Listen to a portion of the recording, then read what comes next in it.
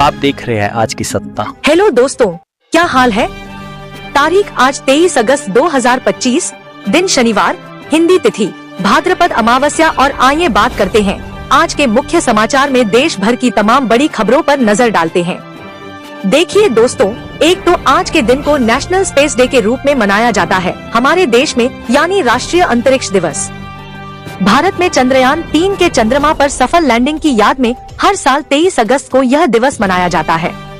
इस बार 23 अगस्त को यह मनाया जाने वाला दूसरा राष्ट्रीय अंतरिक्ष दिवस है, क्योंकि साल 2023 में आज ही के दिन 23 अगस्त को भारतीय अंतरिक्ष अनुसंधान संगठन इसरो ने चंद्रयान 3 कैलेंडर और रोवर को चंद्रमा की धरती पर सफलतापूर्वक उतारकर एक महत्वपूर्ण उपलब्धि हासिल की थी। और आज की तारीख से एक और अनोखा संयोग है। आज से ठीक 59 साल पहले चांद के ऑर्बिट से ली गई धरती की पहली फोटो भी है। यह जो वो तस्वीर आप देख पा रहे होंगे, यह चांद की कक्षा से हमारी धरती की पहली फोटो है। कुछ यूँ दिखती है ये तस्वीर। 23 अगस्त 1966 को ऑर्बिटर 1 ने यह धरती की पहली फोटो भेजी थी।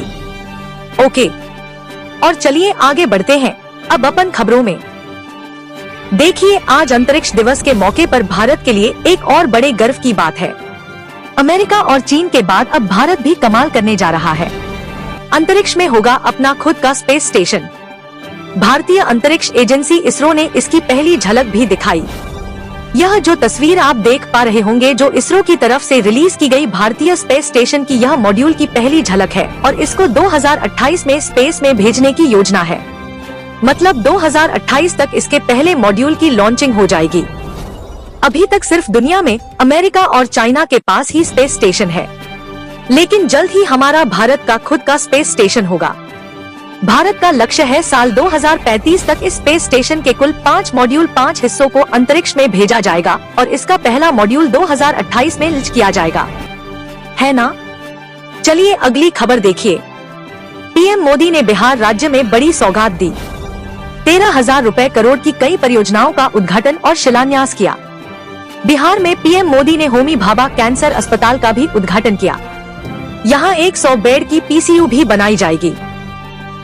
बोधगया से पीएम मोदी ने इसका वर्चुअली शुभारंभ किया और इस कार्यक्रम के मौके पर बिहार के मुख्यमंत्री नीतीश कुमार ने भी गया जी में ऐलान करते हुए कहा कि सत्ता में आने पर 1 करोड़ युवाओं को नौकरी दी जाएगी। और यहाँ पर संबोधन देते हुए पीएम मोदी बोले कि बिहार के बाद बंगाल में भी घुसपैठिए बढ़ रहे हैं, यह रोजगार छीन रहे हैं, हम इन्हें भारत में रहने नहीं देंगे।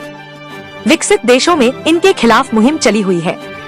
बिहार गयाजी में पीएम मोदी ने कहा कि घुसपैठियों को देश से निकाल कर रहेंगे। बिहार के बेगूसराय में 6 लेन ब्रिज का उद्घाटन करके पीएम ने गमछा भी लहराया।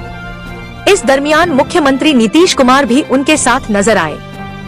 वहीं बिहार के अलावा पीएम मोदी ने पश्चिम बंगाल कोलकाता का भी दौरा किया और कोलकाता को 3 नई मेट्रो रूट परियोजनाओं की सौगात दी है। अब सिर्फ 11 मिनट में होगा आपका 40 मिनट का सफर। कोलकाता में यह देख सकते हैं आप कौन कौन सी मेट्रो सेवाओं का उद्घाटन किया पीएम मोदी ने और इससे यात्रियों का रोजाना का समय बचेगा। बंगाल में पीएम अपना संबोधन देते हुए बोले कि टीएमसी जाएगी तभी बंगाल में विकास आएगा। पीएम मोदी ने कहा कि ममता सरकार क्राइम और करप्शन की पहचान है और पीएम मोदी ने जहां यह कार्यक्रम में मेट्रो रूट का उद्घाटन किया, वहां मुख्यमंत्री ममता बनर्जी नहीं पहुंची। तो कुछ यूँ रहा पीएम मोदी का पश्चिम बंगाल का दौरा।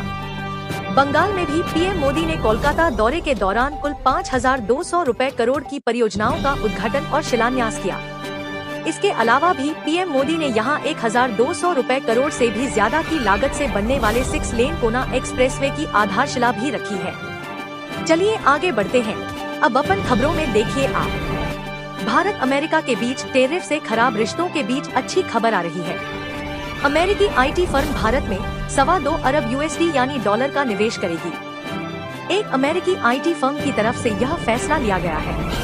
आईटी कंपनी किड्रिल का यह कहना है कि अगले 3 साल में भारत में ये निवेश करने की योजना बनाई गई है।